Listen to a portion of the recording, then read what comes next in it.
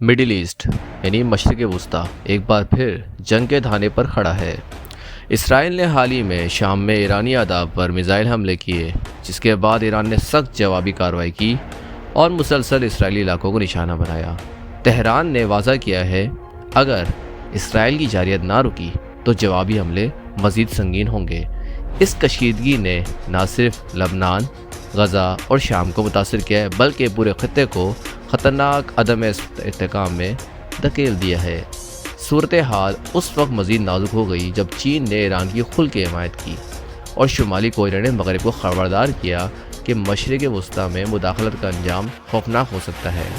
इन बढ़ती हुई आलमी सबबंदियों के दरमियान अमरीका और अक़वाम मुत्तहिदा दोनों फ़रीक़ैन को मुज़ाकरात की मेज़ पर लाने की कोशिश कर रहे हैं, मगर ज़मीनी हक़ाइक़ बताते हैं ये तनाज़ा किसी बड़े तसादुम में बदल सकता है। सवाल ये है, क्या हम एक और आलमी जंग की तरफ बढ़ रहे हैं या सिर्फ ताकत का मुजाहरा है जो ख़त्म हो जाएगा? अपनी राय कमेंट में ज़रूर दें और हक़ाइक़ जानने के लिए चैनल को सब्सक्राइब करना मत भूलें।